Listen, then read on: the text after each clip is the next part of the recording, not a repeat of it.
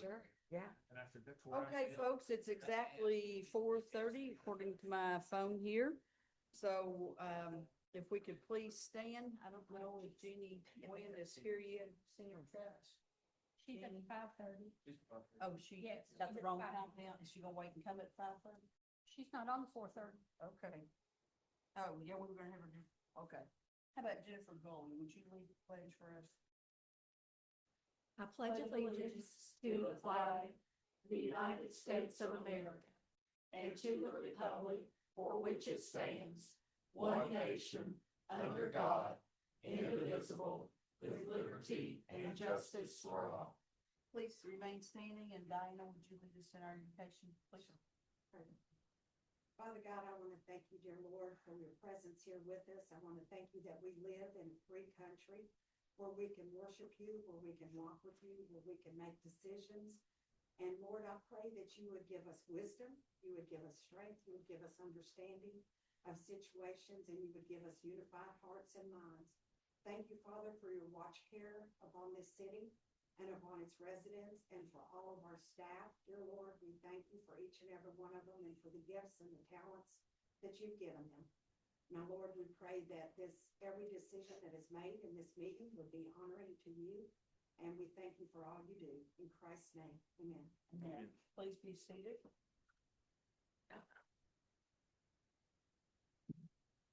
Check and be sure my cell phone's off. Yeah. Okay, everybody's cell's off, I hope. Commissioner Strode is out of state this evening, and she will be excused from this meeting. But at 5:30, she will join us in the ceiling, as we say, when Bill's in Philadelphia. So, okay, let me officially call this meeting to order. And the minutes are the first thing, September 2nd, 2025, special 4 p.m. and regular 5:30 p.m. meetings. Is there a motion? Probably. Motion by Commissioner Cox. Is there a second? Second. Second by Commissioner Toole. Any discussion, any additions, or any corrections? If not, all in favor, aye. Aye. Motion carries. Item 3, departmental and agency reports, 3A through F.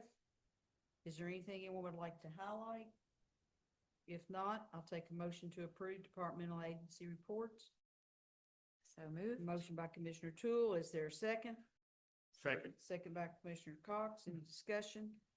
All in favor, aye. Aye. Any opposed by a like sign? Motion carries. Item 4, informational items. As we always say, informational items are for information only. I did want to highlight number 4A. I went out to RDC the other morning for suicide prevention event at 8 a.m. You know, we don't realize how many kids are taking their own lives in that age bracket. It is heartbreaking. And they had a recognition. We greeted students as they came off the school buses with signs that said, "Have a great day. We're proud of you." A lot of these kids never get any recognition at home. They go home to lives that are not pretty. And so think about these kids and know that it is a real dilemma. But it was a very sobering moment. And we did a proclamation over the intercom, and just think about our kids. Let's put it that way. Okay, also on 4B, our city manager has received his Kentucky Safe Occupational Safety and Health Certificate. So we're glad you completed that, Mr. Manley. And that's all on that. All right, let's move to item 5, work session. City of Winchester Energy Audit Results, and the Perfection Group is here to present that to us this evening. So you all will come forward to the podium and reintroduce yourselves to everyone. Thank you. Thank you. Thank you.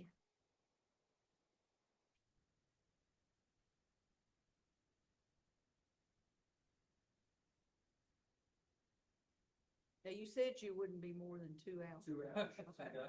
I just verify. No, thank you very much, Commission. Again, my name is Carter Alpert. I'm with Perfection Group. Myself and Ben were here in December, and we presented what we call a facility condition assessment, just an overview of the city's buildings that you all own and operate, and ways to maybe make improvements to those buildings. We recommended that you all move forward with the Guaranteed Energy Savings Performance Contract, RFP, which you'll approve in December. That hit the streets in late February, early March. We were the only company that showed up to the pre-bid meeting and participated in the RFP. And in June, we submitted this book, which there were some mistakes in here, so we're gonna get updated copies to you all. What you have in front of you is a very quick summary of this book. So we submitted this to Mr. Manley and the team in June, met with you and a handful of folks thereafter, went through everything cover to cover. That meeting was about 2 hours long. So at the conclusion of the meeting, we determined that let's get a one-page snapshot together, present kind of the highlights to the commission, and then make a plan of action from there on how best to move forward. So, as I said, my name is Carter. Andrew Afro, he's the president of our Green Building Solutions Group. We also have Ben Afro and Tony Afro. Tony is not their big brother, he is their dad. Been with the company for over 30 years, and glad that he's with us here today. So, there is a book, more information coming that supports all the numbers, all the details on the page that Andrew's going to jump into. And if you have any questions, interrupt us during or after. Carter, should we not hang on to this one since? You can hang on to it, and then I'll bring over new copies, and then I'll have Mr. Mistake, maybe. Yeah, just a mistake in the Fire Station 2 and Fire Station 3. Just Okay. some pictures and details that we'll go. Okay, thank you.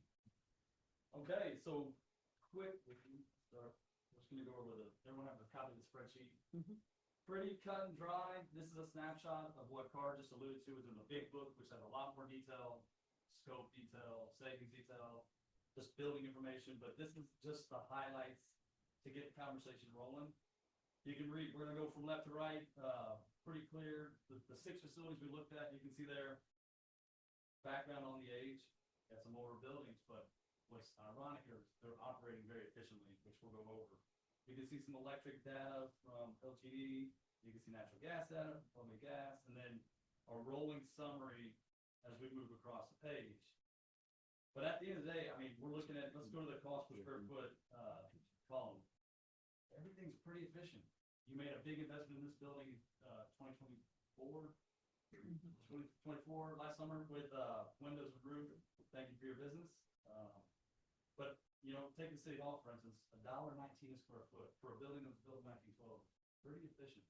Now, a few things to go with that. You made some investments with obviously windows and roof. You've done some LED lights, but what we would recommend to generate a bit more savings would be replace remaining lights in the building, install some thermostats on the units that would be able to set the building back when it's not occupied in the evening hours and weekends. You see HVAC scope as we're moving across the page. You have a boiler that was installed here back in 2008-ish, provides heat for the building. And you have several different standalone units that condition individual spaces and offices. Those units are, you know, they're between 2010 and 2012 model units, but they use refrigerant that's becoming obsolete, which is R22. But overall, I mean, that's about it in the scope in this building. If you can see, you roll over, there's a big price tag to do that. All the main lights, boiler, the one boiler, the 4 units, and that was about the scope of that for the city hall. When we looked at the city hall, so we took pretty in-depth look at your utility data, stripped out the taxes, the fees, and really generated what we would call an energy usage index. That is in the big book. We'll get you proud to that. But really, this building's operating almost at Energy Star level as we speak. So, yes, you have some older pieces of equipment, but overall, there's just not a whole lot of savings to generate with that investment. If that makes sense. And that's going to be kind of the common theme as we roll down here. Police stations next, you can see same thing, building background, what rate structure you're on, natural gas and electric wise, a summary of those 2 expenses, and then the basic scope. We looked at things that were going to generate savings. Now, there are other items in the building that we looked at from safety, security, ADA compliancy, but this project specifically was how can we reduce your energy consumption. And you can see, I mean, rolling through the rest of this fire station 1, 2, 3. We know you're doing some other things, particularly in fire station 1. Public Works, which has got a variety of buildings and different construction dates out there. But overall, the theme of this project would be lighting replacements, what you haven't done. You made some investments in your buildings, like I said. How can we limit the runtime on the assets, heating and cooling assets? And then what is aged and needs replaced? Mainly capital driven. Yeah. The buildings aren't going anywhere, you know, we've got some aged assets, that we're either gonna have to replace now or put on a plan to replace over the next couple of years. One of the common themes. One thing that's not on the sheet that is in the big book, we did take a look at street lighting, solid. You'll have a lot of street lights, a lot that haven't been replaced with LED. KU is gonna be the best option to talk to and negotiate with. They gave us 3 options that we put in here, from a replacement, you know, full conversion all the way down to the most bang for your buck. But as we discussed, Mr. Manley and the team, whenever that time comes that you all feel is necessary, dealing directly with KU is gonna be the best bet there. Was that anything on street lighting? You know, one more thing on the streetlights, a lot of the streetlights you currently have, with over 2,000 streetlights across the city, those are on a fixed fee structure, so you're not paying per usage on those lights, which is a little unique. If you were to convert them, that would flip kind of the way you're paying in the future. But currently, you have about just under 300 lights that have been converted to LED. That's likely because they've been knocked down, maybe neighborhoods were built recently that went with newer technology, but there's around 2,130 streetlights, 286 are LED, 1,844 remain to be converted if you were to do that. But again, that's going to be a better negotiated deal directly with KU. They offer a fixed fee per pole or per light to replace, and it's a lot. That's a big project to undertake. Should these be individual projects, or do you go in and fix, I'm just making this up here kind of, do you go in and fix all the Wi-Fi thermostats in all the buildings at one time? And then pick out the next thing, or should these be done as isolated projects? Yeah, that's a great question. I think, you know, I'd love to say, let's do it all at once right now. It's gonna be a great project, and to save all kinds of money, sign here, but it just, you don't have enough savings with what how your buildings are currently operating to do that. So you can either budget building by building, you could focus on age. Some in the book you have more detail, but some of them the canopy units are 30 years old in some of your buildings. But as we're walking, you know, what's the long term, you know, playing with the police station? What are we gonna do with this building? We looked at a totally different system in this building that was gonna give each office space individual comfort cooling, but we're talking $700,000 to retrofit this building. So we went back more of that like for like. It's newer technology, it's more efficient technology. It's gonna give you more comfort and conditioning for your associates and guests, but it's really your choice. It's just, like I said, there's not enough savings. You can see here, if we were to look at the annual energy savings, if we were to do all this tomorrow and do this whole project, there's only about $10,000 in utility savings total. Total spend is just under $100,000 between the 6 buildings for the city, so it's about 10%. It just won't cover that investment cost. Okay. Does that make sense? I wish it did. Yes. But now there's other things you will generate with a project like this on any of these, LED lighting, Wi-Fi thermostats, or HVAC. You will get rebates from the utility company that's not shown here. That's a check right back to the city for making that investment. And there's operational savings you'll certainly save. I mean, we were out here helping fix the boiler over the winter months. That's a cost. I mean, with the new technology, you certainly wouldn't have as many calls to fix old equipment. But that's not showing in that savings model. But, you know, really, it's up to you guys. You did meet procurement. We priced all this out. We looked at carrier equipment, train equipment, Lithonia lighting, allogram. It's all priced in here. If you were to say, hey, we want to do one building and do a pilot project or budget for a building next year, you have met all the model procurement with KRS statutes. That's to good work to with know. us if you want to. Yes. So we're looking at 6 buildings, and in round numbers, 1.1 million to bring them all up to speed. That's about right. To save how much a year? Yeah, to save about 10,000 in utility. So it'll take you about over 10 years to. Oh, No, yeah. 100 years. Yeah. 100 years. Yeah. 100 years. Yeah. Yeah, To flat line. Yeah. right. You'll be doing it 5 times in that period. Yeah, Yeah, that's right. yes. So it's more of a capital Yeah. project for the city. Well, even at that, it's not gonna pay for itself. No, certainly not. Absolutely not. We're not here to tell you this, no. Yeah. And I think it shows, that we're being pretty efficient right now, You things are, that we've yeah. done in the past. And I think that when we talked about it, really, if we were gonna prioritize what to do next, it would be the streetlights. Yes. That would probably be the next. That's a big utility, Yeah. on a monthly basis. Yeah, you're spending about just under 400 grand a year in streetlights. And not to pick on the guys at the fire department, but where those bay doors go up and down all the Yeah. time, every time a bay door goes up, it sucks all the cold air out if it's in the summer, or all the heat out if it's in the winter. And there's no way you could stop those bay doors from going up and down because those trucks have to move. Absolutely. The stations are pretty. They are very efficient. We looked at infrared tube heating where we heat the objects on a switch where the bay door comes up and it kicks off, but again, there's just not enough savings to pay for. No. If the heater goes out and it's time to replace, or an HVAC unit goes out. Then you look at it. Then you look at it, and a lot of the, Or planning like you did with the windows and roof here. Right. Over here, sure. I think that's excellent for the city hall. Those windows and the roof, and that has made a huge difference in here, even in the facility when you walk around. You can tell the difference, but, any questions from the commission? Commissioner, anything? But we really appreciate the work you've done on this. We're really glad to know that we are basically energy efficient. And we will keep moving forward, and you guys have done a lot and helped us understand a lot of what we did not understand. So, thank you, You're welcome. and when our bay doors won't go up, then we're gonna come get you, so. Thank you. Thank Thank you very much. Thanks, Carter. Okay, let's move to item B, Recovery Ready Community Certification Update.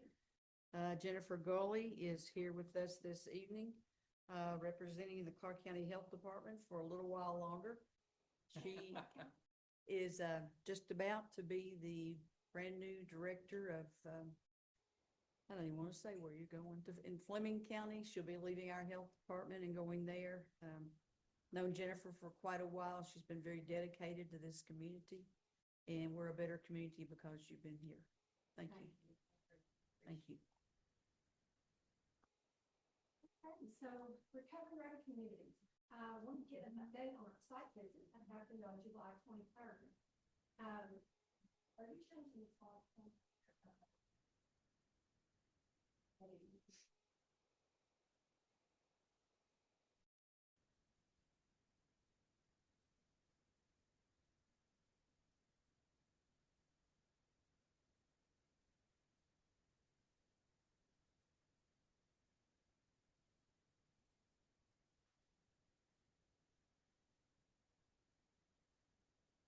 Okay, so I wanted to back up for those of you that may be hearing this for the first time and not familiar with the Recovery Communities, and just provide a little background about what the program is about. So it's a state certification process that evaluates and recognizes cities and counties that have built local systems of prevention, treatment, and recovery supports for individuals with substance use disorder. And the goal is to identify gaps, to reduce stigma, and build a system, again, that supports people in recovery. So this is a result of House Bill 7 that became law on March 23rd, 2021, which created an advisory council for Recovery Ready Community, and it authorized the development of a state certification program. In June of 2022, Governor Andy Beshear publicly announced the Recovery Ready Certification Program, and that its intent was to implement a program to help communities become recovery ready. Throughout the rest of 2022 and 2023, the advisory council was formed. They drafted standards and protocols. Volunteers of America, of the Mid-States, and the Office of Drug Control Policy were named partners for program implementation and evaluation. And the certification criteria was developed. And then in January of 2023, the program was launched, and the governor announced that they would start receiving applications. So from then until now, this shows certified counties across our state and open applications. So the dark are counties that are certified. You'll see there to the right a list of counties. There have been 31 that are certified. And you'll also see that there are 12 open applications in the pipeline, Clark being one. This map has not been updated. On September the 5th, Boyd, Carter, Clay, Marina, Fletcher, and Owsley were certified. And those counties have not been turned dark blue on that map.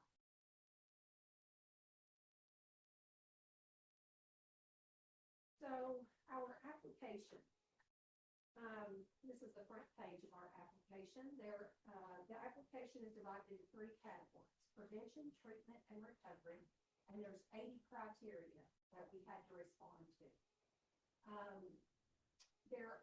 You'll see circled up there, the points that are required are based on a community's population size. So Clark County, Winchester, Clark County fell into category 3, and we required 70 points in each of those 3 categories and 210 overall.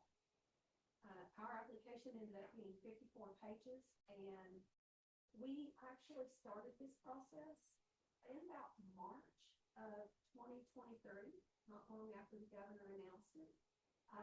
There's a lot of work that went into this, a lot of phone calls, a lot of meetings, and other things sidelined this project for a while. And then about this time last year, we were urged by several people in the community that we need to get this done. We submitted the application on February 19th of this year. So I wanted to show you, during the silent period, we waited. We didn't hear anything until June about, late June, about setting up our site visit. So we had a long period. During that time, we had 7 members of Clark County ASAP who took our application and read it and compared it to here's what the criteria is and gave it a score. And then we took those 7 independent reviews and merged that together. So we had to come up with our own kind of our in-house gap analysis to look at as Clark County ASAP to think about where are our gaps and what categories we work to do. Now, Head it off. The merits. we will also be getting a formal report back after our application is presented to the advisory council and a decision is made. We'll have that to compare this to. So the site visit on July 23rd, this is what our agenda looked like. The site visitors told us that based on a review of our application, they wanted to go on site to 4 locations in our community, and those are listed at the bottom of that agenda. There was the Roland Arts Center, the Homeless Coalition, the Recovery Community Center, and the Beacon of Hope. And then we could fill in the rest of the day based on what did we want to showcase. So an example of one of those things was our critical supports team. That was not something that was formed when we submitted this application, but it's something we want to make the site visitors aware of. So we included that on our agenda. And if you're not familiar with the critical supports team,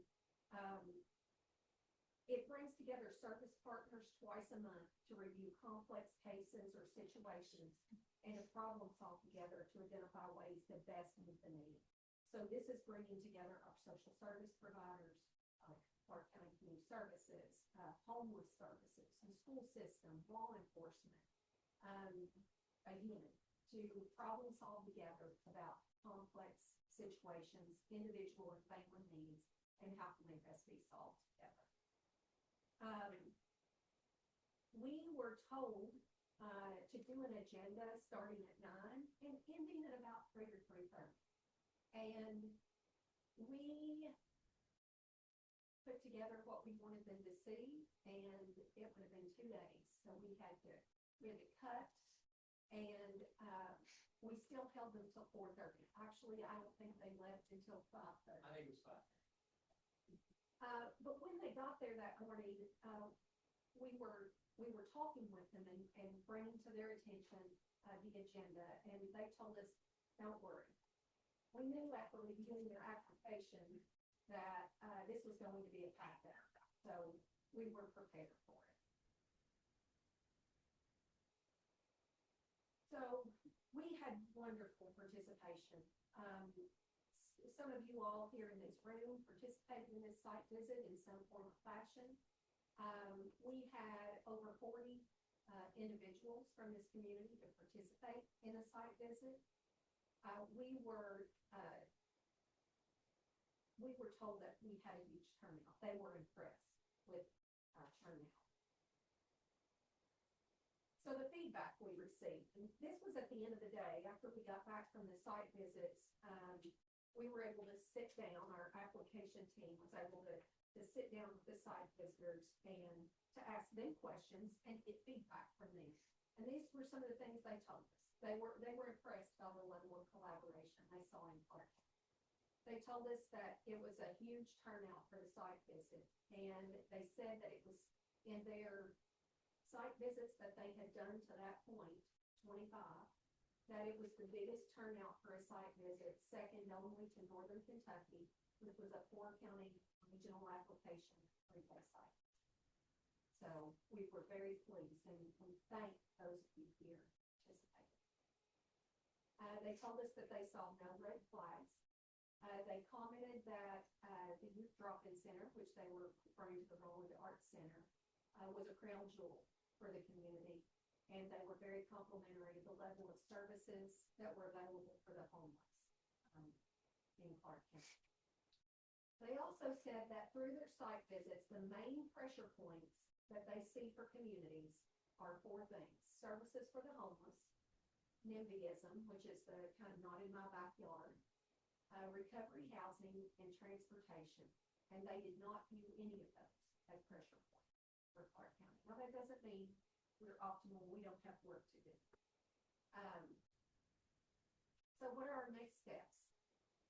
So the advisory council, their next meeting will be in November, but there's not been a date set for that. And I actually emailed the contact earlier today to check on that, and the date has not yet been set. But the site visitors will present their site visit report to the Recovery Ready Communities Advisory Council. They meet at the Justice Cabinet. We will know when that meeting is, what the time is, and we can attend that in person, or we'll have a link where we can watch online. They will make a decision at that meeting whether we're approved or not approved for certification. If approved, well, whether we're approved or not approved, we're going to get a recommendation report back and a scorecard that will outline our strengths and opportunities. And this is not a punitive type thing. If we were to not be approved, they have told us we're here to help you. We're here to help you look at the gaps and how you can fill them so that you can achieve certification.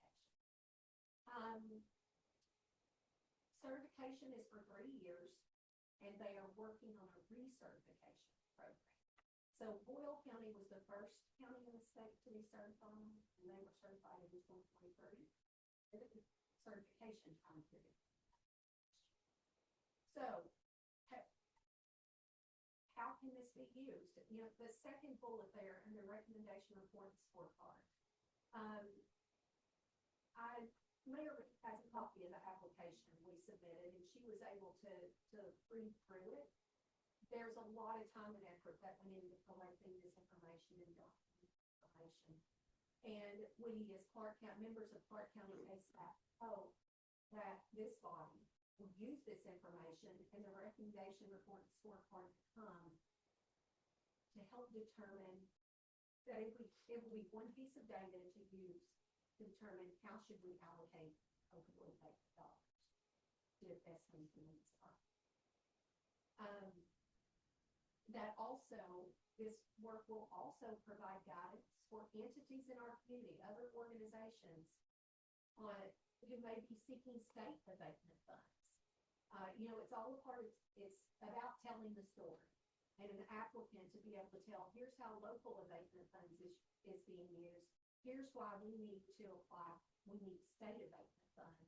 And here's how it's addressing the gap that was identified for government certification process.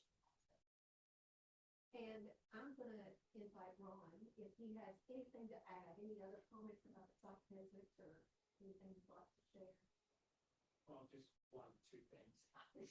I just wanted to mention, one of the things they were impressed, and I don't know if all of you are familiar with the deluxe box. But essentially it's a box that contains doses of Narcan, and we have been promoting that throughout the community. They were impressed with the number of boxes. Essentially how we've promoted it is that you put it in an office or a place where staff has access in case some emergency. Like at the library, they have it behind the counter at the front desk in case somebody passes out or somebody's in the parking lot, or whatever. But we have over 60, I think it's 66, something like that, throughout this community, in businesses, grocery stores, throughout the entire school system. Like I said, the library, Chamber of Commerce, tourism office, they were impressed with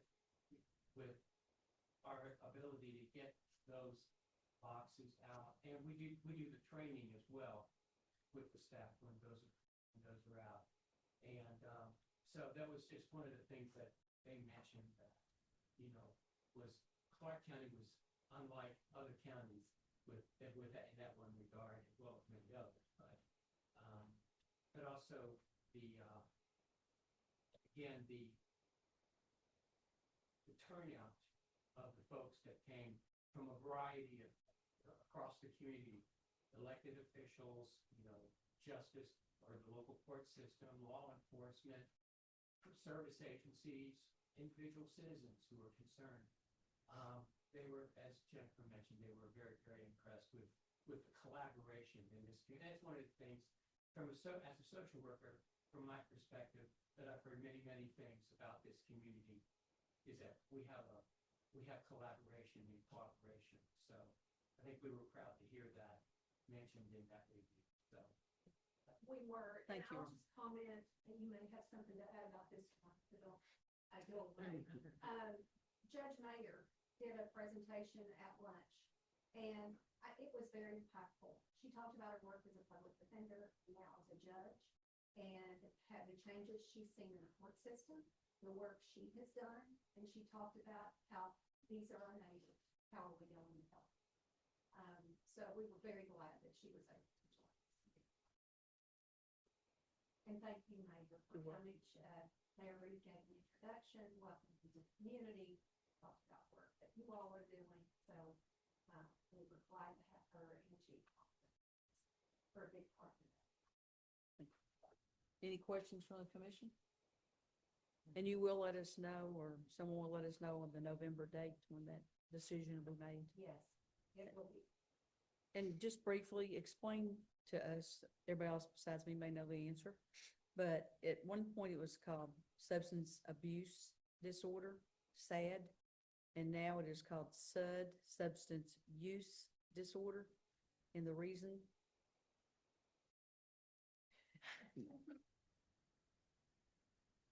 substance use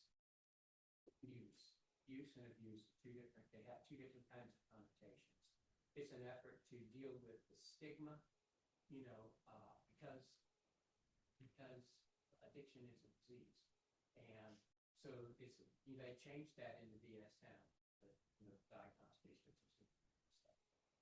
But it's an effort to take away the negativity and this, and deal with the stigma that, we still continue. I think we've come a long way in this community, and across the state, really, but it's still an issue that we have to continue to deal with.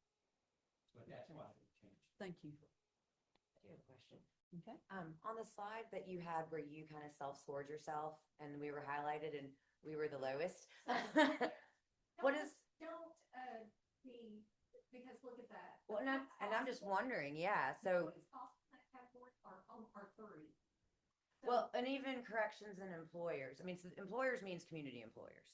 Yes, Okay, not city employers, okay. no, right. And how do you, The employers of. I guess I would just be interested to see the self-assessment at some point, because I just wonder how do you do better? Is it by having the nalox boxes? Is it When, by having training? Is Filling out the survey, something like that? There's one criteria for government, and that is anti-stigma training for That we elected did. officials and first responders. Okay, So we gave ourselves a 2. We thought, we've done pretty good there, but we can't say that 100% our first responders and elected officials have done training. gotcha. So we went in the middle. But that was the sole score for that, was that It training? is. Understood, Yes. okay, okay. Yeah, now, in the other categories, there's a lot of other factors that go in. Mhm. That would take another presentation. Yes, ma'am. But something that should be looked at as we, get our certification decision and our recommendation report and digging into this, how does this look compared to what they tell us our school Sure. correctly? Sure. Measure ourselves accurately, all, and then digging into the criteria. And then,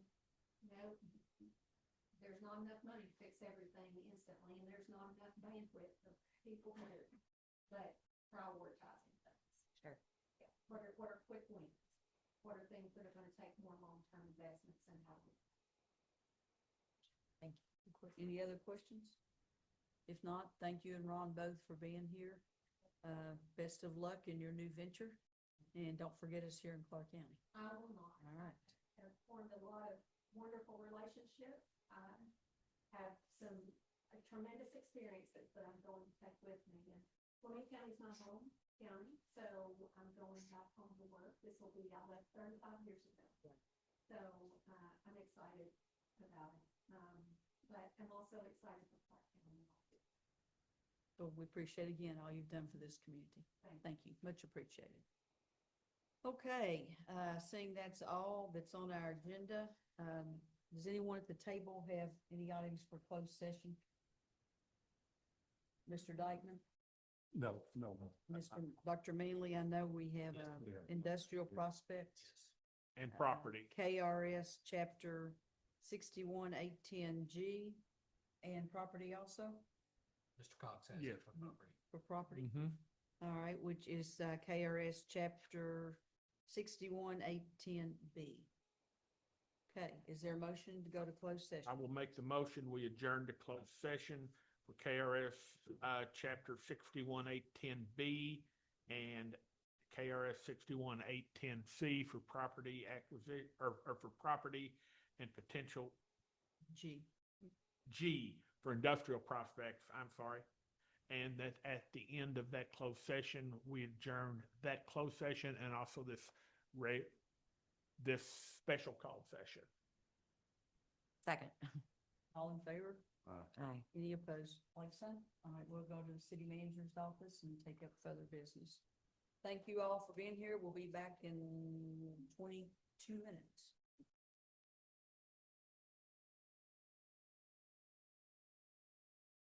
I'd like to ask Ms. Jeannie Gwynn if she'd come forward and lead us in the pledge. Jeannie? Thank you.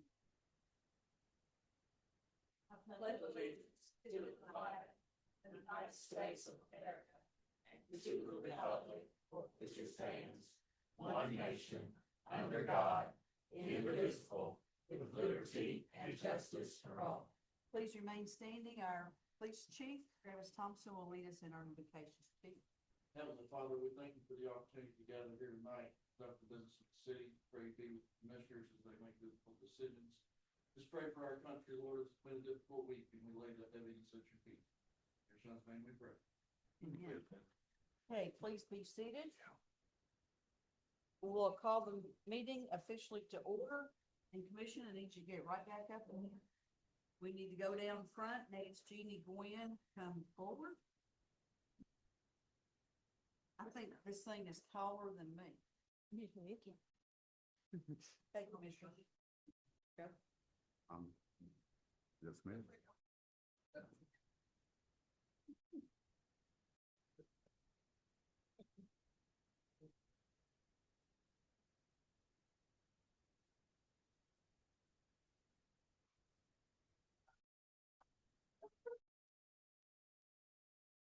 The neat thing is, we have great people that work for the city of Winchester. And they're always doing something to better our community. This young lady right here is just retired recently from the police department. Wasn't any time, she's back again, helping out, and she's just won, as I said, an award that's bigger than me. Doesn't what, I think I'll win for it. But just quite a tribute to Jeannie and what she has done. I'm gonna read you what the state trooper read at the ceremony, okay? All right. The Kentucky National Emergency Number Association. All right. Okay. The Kentucky Indiana President's Award is presented to an individual who goes above and beyond to support the victims of Kentucky and 911 across the Commonwealth. This year's recipient is Jeannie Winchester. Even in retirement, Jeannie continues to serve as a part-time public safety telecommunicator with the Winchester Police Department. But what makes Jeannie truly deserving of this recognition is her unwavering dedication to her 911 family in Kentucky. Known affectionately as the Queen of Kentucky 911 family, Jeannie has been a constant source of encouragement, leadership, and joy for her properties. And that's so true, so true. She is the driving force for how the hospitality of the Kentucky Emergency Services Conference, ensuring that every attendee feels welcome and cared for. Beyond her work, Jeannie continues to be a resource, a mentor, and a friend to so many, not just in Winchester, Clark County, but across our Commonwealth. You can always count on her to bring a smile to any room she walks into. For her dedication, professionalism, and her unmatched spirit of hospitality, we are proud to recognize Jeannie Quinn as the 2025 Kentucky MENA President's Award recipient. And this was read by Trooper Scott Laramie and Larry Scott. Okay, Larry Scott. So we are really proud of you. We also have a certificate from us. It's like, thank you. But we appreciate Jeannie, and let's give her a big hand.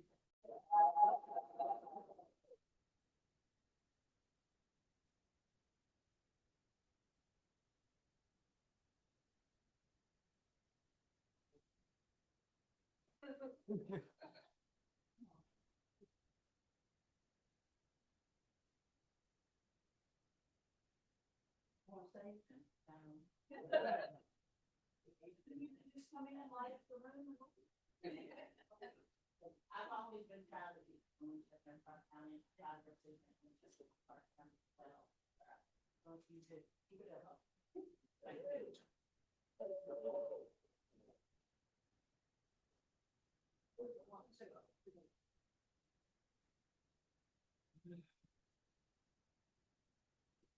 Wow.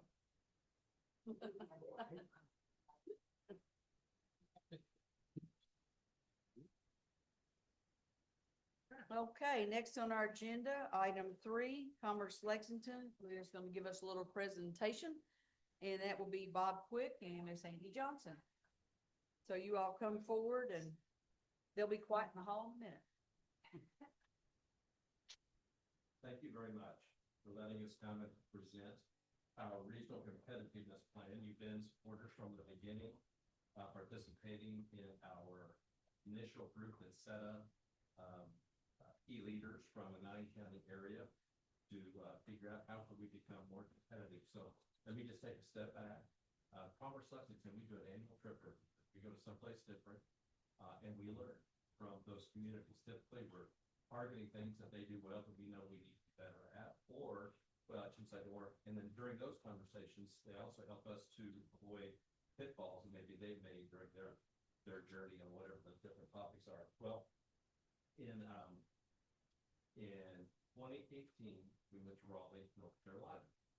And we knew before we went, and we asked this individual, Ted Abernathy, we said, we would like for him to compare us, what we're doing in central Kentucky to what they're doing in the Raleigh region or one of our other competitive regions. That would be awesome. And he made the presentation while we were there. And so we had 200 business and community leaders, public and private. And he started to go through sharing with us where our economy stands compared to our competitors. And we found that we were losing that economic momentum.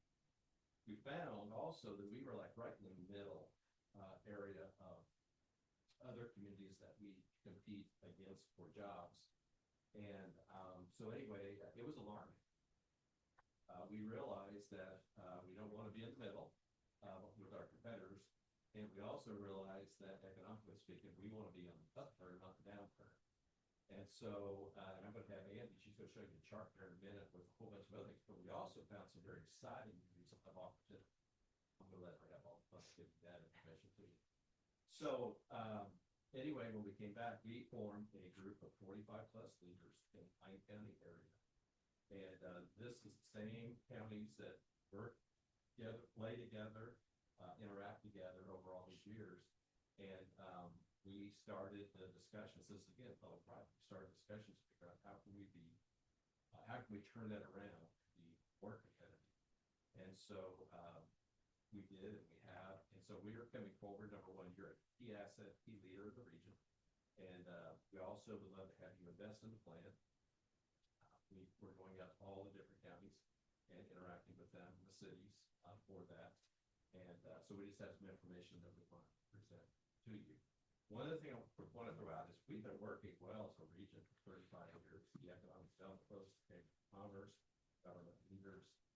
But in the world we live today, we got to step up our game. We got to be much more effective at the economic development. So with that, I'm going to bring up the person who I think has been the real visionary behind this, who's been the real person who's really got her hands in a project that's got trust and folks all over the region. And rightly so, I don't know when she sleeps, but I'm sure she does. She just is so committed to making this successful. So that's Andy Johnson. She's our Director of Regional Engagement and our Chief Operating Officer. There you go. Thank you, Bob. And I didn't turn the slides on. This really, that's very powerful. Commerce Lexington is what we call the administrative backbone behind this effort, but this really is a team effort. This takes our local governments, our economic development professionals, our tourism partners, chamber professionals, our education leaders, all working together on this plan for it to be effective. So we do appreciate the opportunity to give you all an update on, how we come along since 2023 to where we are today and what we're working towards in the future. So as Bob mentioned, just as a quick overview, we have worked within this county footprint for several decades now on economic development with our economic development professionals working together to market the region. Worked on public policy, starting first with having a federal agenda that was united to be more effective in DC, and now working on state issues as well, just unite behind those common issues and common challenges we have. And we also work on the leadership programs through our chambers to help educate leaders on, breaking down those barriers and county lines to see what we have in common, but also to celebrate those unique attributes that make up this region.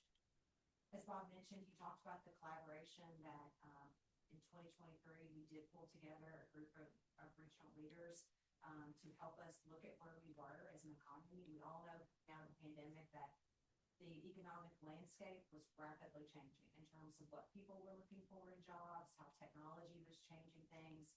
A lot of different variables were impacting competitiveness. And when we looked at other cities that we were competing against, a common thing we saw is that they were really figuring out how to work together as regional units on a shared vision for more effective use of resources.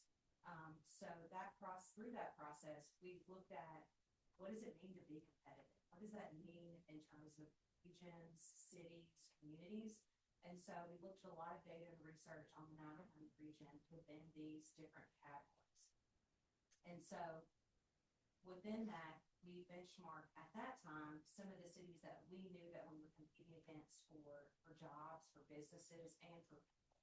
And so the big takeaway from this slide is that the Lexington region, when it says Lexington, Kentucky, that means the nine-county region. We were in the middle of the pack, and quality of place, we were right behind Nashville, and that's a strength that we needed to leverage. But when it came to the momentum piece, which is a lot of the economic data, the jobs we were creating, the wages people were making, the GDP growth, our workforce growth, we were flagging behind the national average and behind many of these, as you can see. So through that process, we really dug into what was causing our momentum to slow. We were still growing, but it was much slower than these other things. Through this process, we also looked at maybe it's spelled out. Let's see. Oh, thank you. So we also looked at what were some of those challenges that may be impacting the momentum, and the data and regional leaders came up with this list of items, which I think many of you all would agree with in terms of the land we needed for job creation, housing availability, affordability, skilled workers, development costs, and what really stood out to us is from a marketing perspective, whether it was economic development or talent attraction, we were behind those competitor cities in the way we were telling our message. But we had a big list of strengths to really leverage in terms of quality of place. And none of these would be surprising to you all, to our communities excels in all of these areas.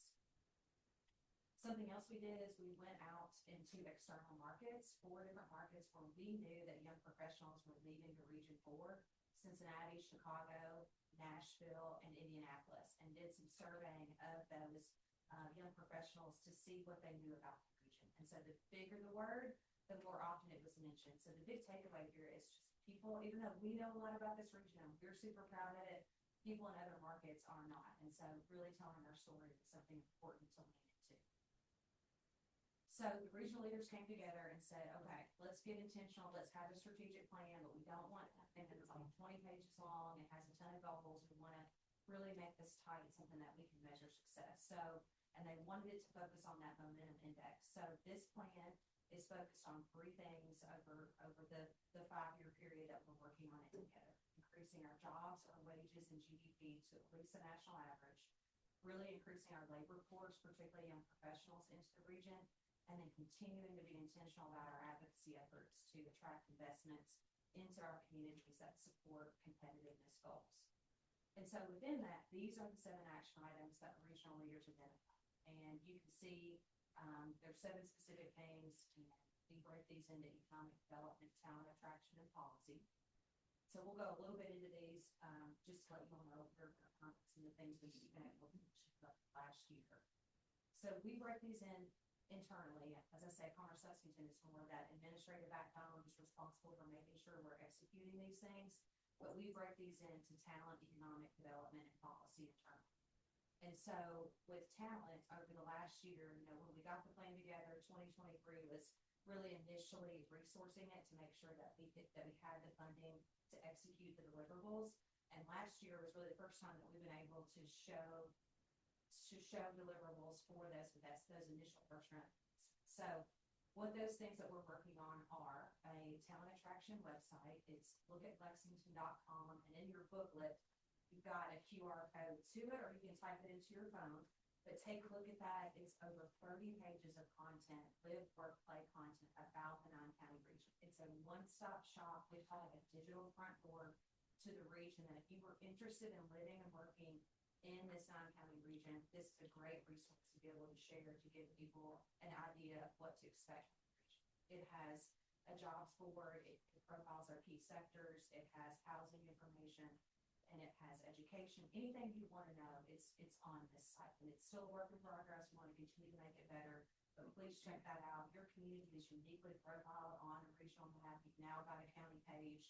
So we just want to make sure that all our communities are reflected on that website. The other piece of this is we've launched a new talent attraction campaign, a digital marketing and social media campaign that's directly targeted to alumni of our 10 colleges and universities in the region and to visitors. Those are warm audiences that have experienced the region that we feel like we'd like to attract them back to the 9 counties. In addition to that, we've created a whole host of talent resources for key stakeholders, education, institutions, HR professionals, our key employers that they can use when they're attracting talent. And then the goal of this year is to really create a retention strategy to strengthen those connections with businesses, our higher education leaders, and students. We've got over 20,000 graduates that are coming out of those 10 college and universities every year. So we want to figure out how do we retain even a small percentage of those students to the region to help with that workforce growth numbers. So I just want to show you, it's hard to profile the website just in a PowerPoint slide, but this is the county map. Clark County is listed there. We'll already profile through the social media campaign, Greater Lex KY. Follow that on Facebook, Instagram, LinkedIn. That's a great way just to learn about things in the region. In addition to that, something we're really proud of, since this campaign launched last October, to date, these are the campaign results. So these digital ads that you see on the right-hand side have been served to over 4.4 million unique individuals, visitors, alumni. They are seeing these ads, and then over 10.8 million impressions overall, meaning some folks may have gotten ads a couple different times, particularly if they clicked on something, they would research content. And so that's driven nearly 50,000 new people to that Greater Lex website to raise awareness about the 9-county region. And I think most importantly, we know that over 500 people have gone to the jobs board and then clicked on a job to go to Indeed.com to look at those job postings. And so that's really, I think, a success of this initial effort. So the second leg of this stool is economic development. And again, those economic development professionals, and Brad and your all's community has been working with the Commerce Lex team for a number of years on job attraction, job retention. But what we're doing for this effort to come alongside you all and continue to elevate this community in this region is to refresh that regional job attraction website to make sure it's user-friendly, that the information that site selectors and businesses want is easily available to them. We are also engaging with over 120 site selectors a year to try to promote this region, not just Lexington, all the communities, the different sites that we have. And then we're targeting exclusive networking events with these site selectors to build those relationships so they know about the region. The other goal is to be going to 10+ industry trade shows within those key sectors to represent the 9-county region. Additionally, we're hosting leadership and education events with our regional leaders just to bring awareness to the things that each of our communities need to be doing to be more competitive. The regional summit on November 12th is the next event. That's our annual convening where we're benchmarking these different goals that we have for the plan. So we encourage you all, if you have a chance, please come to that event. And then just regional marketing for economic development. We've launched a new digital strategy to C-suite executives, to site selectors in these targeted sectors to try to get content directly to them through their phones. And this is just a reminder of some of the economic development return on investment for this community. Through this effort, again, it's not meant to replace anything that you all are doing locally. It's meant to bring more awareness to this community, both for site selectors, industry targets, and for potential workers. And we are listing you all sites in RFPs, RFIs, and then your team here has access to reports, these events, economic impact models, marketing resources. Again, we want you to view us as an extension of your team locally. And so as we're rounding this out, policy advocacy continues to be an important component of the plan. Bob always says this, you have to have good public policy to help support good economic development. So we're going to continue to advocate for infrastructure projects, infrastructure funding, things that help support job sites, and the things that we need in this community, roads, bridges, water, sewer, all the things that help the 9-county region, as well as improve business climate policies. So this is just an example, you all. The Kentucky Product Development Initiative is something we know we'll be advocating for in the coming session to continue because it has helped address one of the key challenges for the region, helping us get more shovel-ready sites ready to go. And just wanted to show you all this from the time this program has been implemented. We've been able to get 15 projects approved, and that has really helped accelerate shovel-ready land and buildings in this region. And so finally, in conclusion, just letting you all know funding breakdown. This effort is supported 2-to-1 business to government. We've got over $1 million invested from the private sector in these efforts, which a lot of this is marketing. And then for the first time ever, our local governments, both the city of Lexington and in the region, are coming in and supporting this effort as well, because we all see the value in collective marketing, enhancing that from economic development and the talent. We talked with our local governments about following that dollar per person ratio based on those 2020 census numbers as a starting point, and that is typically a best practice for how these efforts are done in regions across the country. These are some of the governments that committed through the first round of funding that helped us get through those deliverables that I mentioned earlier. And these are the folks that we're going back to talk about that second round of investment this year. And everyone is upping and going back in to help support for the second year of this program. And so in conclusion, we just feel like we are better together. These items were selected. Us leaders felt like these were mutually beneficial to all communities. This was low-hanging fruit, that if we did these things together, it would help impact everyone in a positive way. So, if you have a short video, if you want to watch it, if not, I can email that out to everybody. It really kind of brings these things to life so that you can see the websites in action and some of the marketing that I've gone over some. So I'd be happy to email that out. Okay, that'd be great. City commissioners, and we're happy to take any questions that you all may have. Okay. Anyone have any comments, questions? Okay, everybody read your homework. This So- gives you pretty much everything I said, just in summary. So if you want to take a look at that, there's some QR codes to both of the websites. See that, play around on it. If there's something that's not right that we need to fix about the community, just please let us know. We want us to just continue to be with you all. Thank you for your support. Thank you, Andy. Thank you and Bob both for coming over tonight. We appreciate it, and I think we're more informed. Thank you. Thank you very much.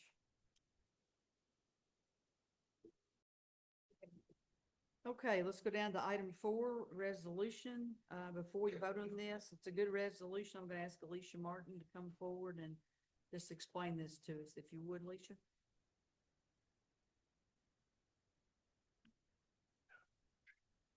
County priority projects.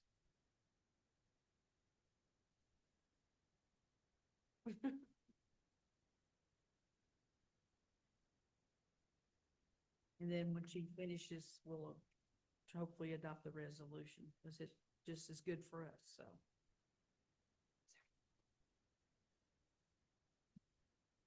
Thank you, Zach. So the County Priority Projects Program is through the KYTC, the Transportation Cabinet. It is the opportunity to select some of our roads that need repaving in a special grant program. So I've been working with Brian to identify, I think we identified 5 this round that we're going to submit for. We have photos. He broke down the cost estimate, so it came out $269,000 in grant funds that we'd be requesting for those 5 roads. So I think I included the application in there so you guys can see what they asked for. But happy to answer any questions about it. It's due October 1st, so we'll be submitting that with your. Anybody have any questions for Alicia? She's been hard at work, I can tell you that. Thank you. Thank you very much. Okay, is there a motion to approve this resolution? So moved. Motion by Commissioner Toole. Is there a second? Second by Commissioner Chanel. Any further discussion? All in favor, aye. Uh-huh. Any opposed by like sign? Motion carries. Item 5, ordinance, Madam Clerk, and at the end of this, since it is second reading, we will have a voice vote.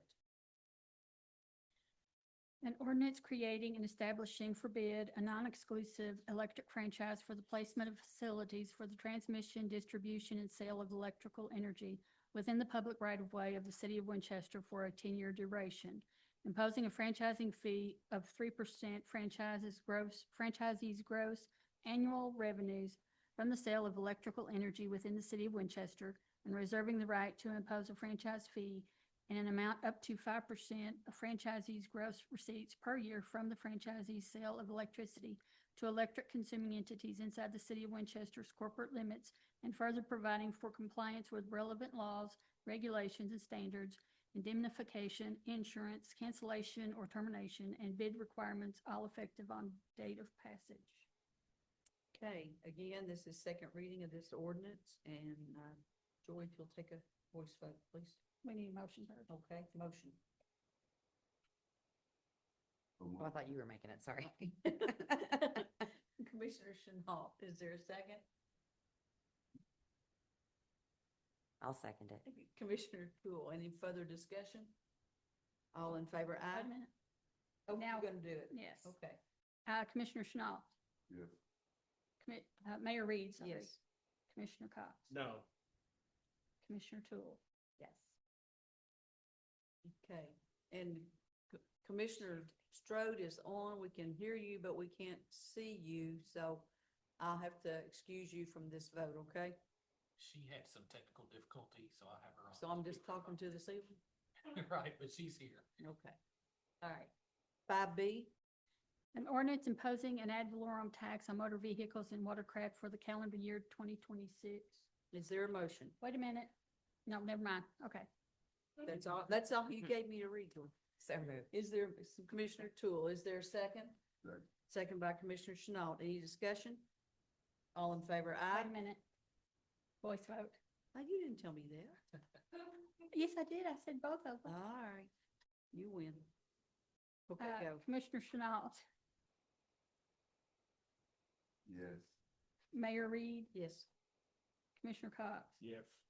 Commissioner Tool. Yes. Thank you. Okay, motion carries. Item 6, orders general. This is 6A through C. An order declaring certain city of Winchester property to be obsolete and surplus. Is there a motion?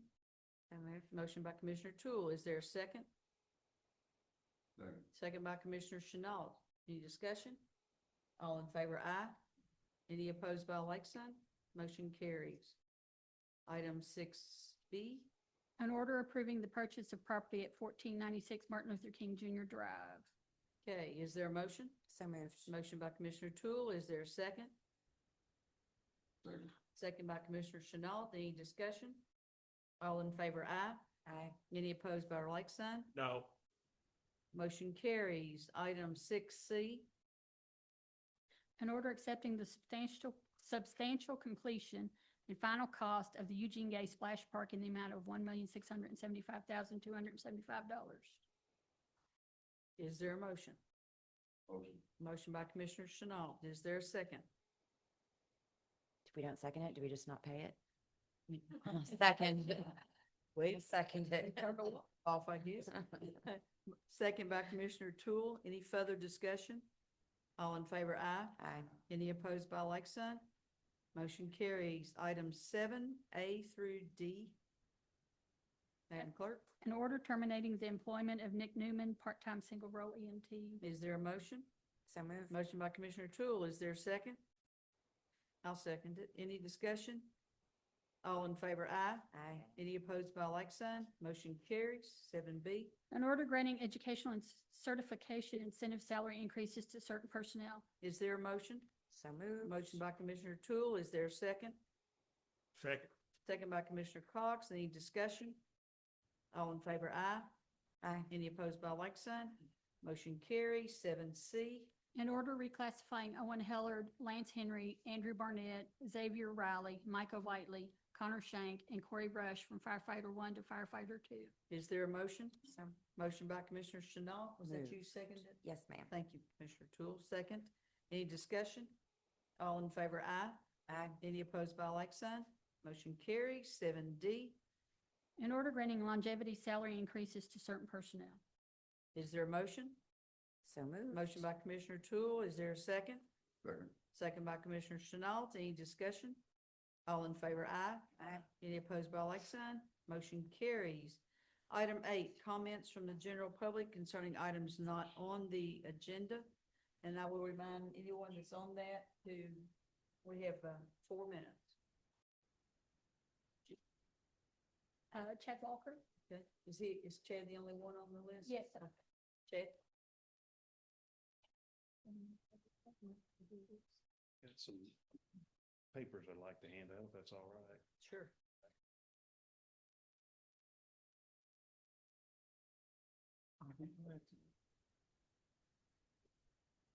So I'll be quick. This was, we met with our downtown business owners and building owners last night via Zoom.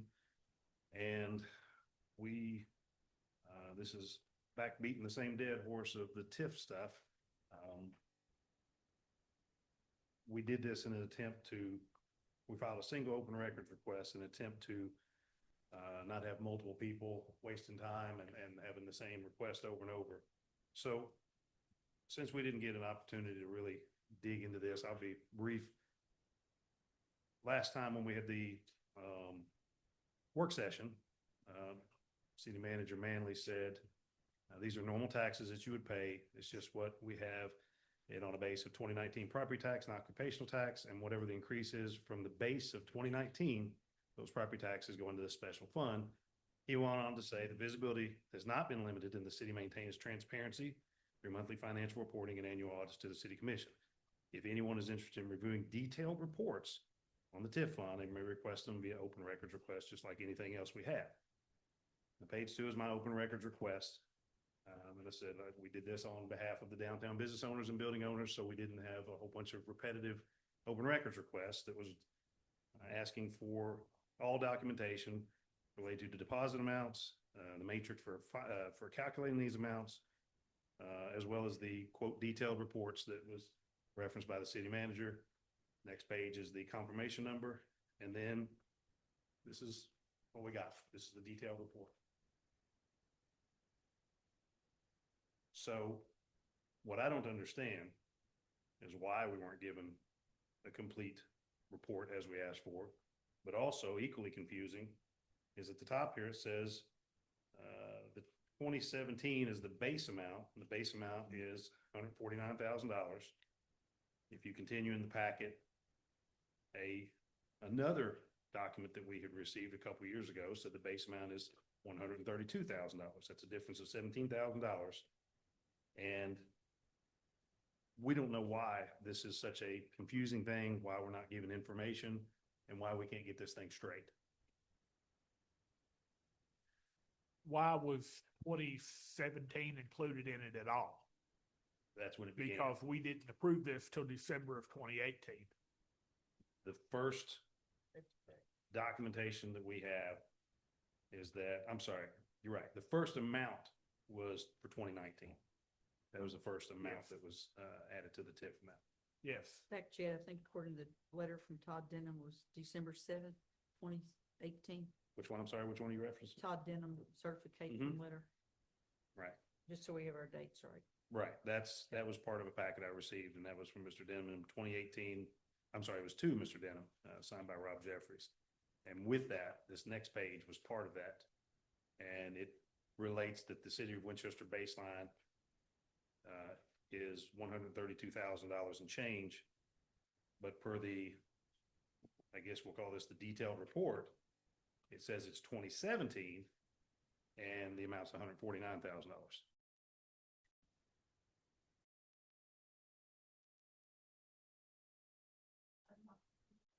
Okay.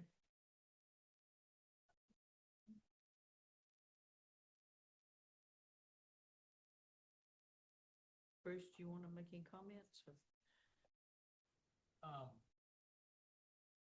My only thing is, and I would echo what Alicia would say, you know, we need to probably go back and look at the details. And when I pulled together the numbers for our work session report, that was what I was reporting on at the time. Can't remember exactly why it was based on 2019 versus 2017. I think there is a reason, but I would have to go back and look at that reason. And then, you know, a report can be, so you're saying this page right here was the only thing provided from the open records request? That's correct. That is the detailed report. We can go back and make sure that we give annual amounts in there. Is that what you're looking for? Annual amounts or from? I'm looking for what I submitted via the open records request. Definitely a one page of that entire open record. Yes. Yes. Okay, I think that everything did I did not make it on there. We did all read that entire thing, and there's a different. I did on staff in my office. I'll work on that, and they, she pulled everything, and there was a part of it I needed to be redacted, which is one of those blanks after the report. But all of it, we should have put on there. If That's all it was given. So, That's- 19 words. That's not much of an open record to a question. No, So will you go back Well- and review it and specifically get Chad what he's asking for? and the baseline year is 2019, not 2017. I Because don't know, we that's did, what we're trying to figure out. Well- 'Cause two other documents say it's 2017, I guess, and the reason I left this last page on here new is this is the Winchester TIF documentation. not but for- that's for Winchester I Plaza. understand it is, but this is what you get for that building. This is what you get for downtown, this little blurb. And one of them, it was the 2021, actually said it was still in progress, it was still in the planning stages. And it's been open for 2 years. Yeah, We just want the money to be in there properly. This is a lot of investment from our downtown that has effectively, allowed the city to fix its problems. mm-hmm. Well, the We'll take care of it. the baseline year is 2019, because that was the first year after it was introduced in December of 2018, which means we're not looking at 2017 for any reason. I mean, I don't have a degree in economics or Correct. accounting or That's right. anything, but I know that I don't look at things 3 years ago or 5 years ago Yeah. to True. figure out how much money I'm gonna write to the electric company today. But again, that was one of those that Mr. Manley said the base is 2019. He actually goes on to say that twice. And then we've got two other documents saying it's 2017, and they're different amounts. I'll see. They're wildly different amounts. Okay, we'll get it fixed. And and I give you my personal apology. That's all right. That's, I always love coming and seeing you, so that's all right. That's all right too. But we'll get it straightened out. Thank you all, appreciate it. Thank you. Thank you. Have you lost the flash drive, or were you like missing it in an email? Short. Or an email? Okay, it's now time for comments from mayor, commissioners, city manager, and city attorney. Commissioner Chenault? Got a lot of calls on Heritage Park about the, homeless people. I have a word to the mayor, the chief about it over and over, about 2 or 3 weeks in a row. I'm getting calls every day on the homeless people camping out in the park at Heritage Park on a regular basis. And with it being on the park board, got a lot of flack about the admissions on the splash pool. And that's all I have right now. Chief, what are we doing about the situation in the park? So that's been an ongoing problem. I don't know if Commissioner Chenault knows this, or if it's been addressed since he's been on the board, but they have a couple of plugs down there that keep the electric on, attracts them to charge their phone bill. We have trespassed everybody that we've caught. Of course, they're going in there again, but it's always a different person. But they like to charge their phones down there. And a couple of years ago, we had a conversation with Mr. Lewis about turning that electricity off at least certain hours of the day or something. That's what they're doing. And are the parks doing that? Are they turning it off certain days? Would you speak with Mr. Lewis about that, please? Absolutely. Thank you. Well, they do it at the farmer's market too, on Depot Street. Yeah. Okay, Commissioner Cox? Really nothing at this time? Okay, Commissioner Toole? I have nothing. Commissioner Strode? Yeah. Do you have any comments, ma'am? Other than I'm sorry I could not get on with Zoom. I could barely hear you all, and then I couldn't seem to do anything more than that. Just that I want to thank Public Works again for trying to keep everything alive down at the park. It's a tough call now because we've had no rain. And my heart goes out to all of you all, Brian, for that. And I think next year with all this new landscaping, we're going to have some additional part-time people just to water. I want to thank everybody that supported the Bluegrass Museum's fundraiser on Thursday. And I would like to remind you of fundraiser at Holyrood on the 27th. Kitty, what did you say the museum cleared on the fundraiser? 6,300, Good deal.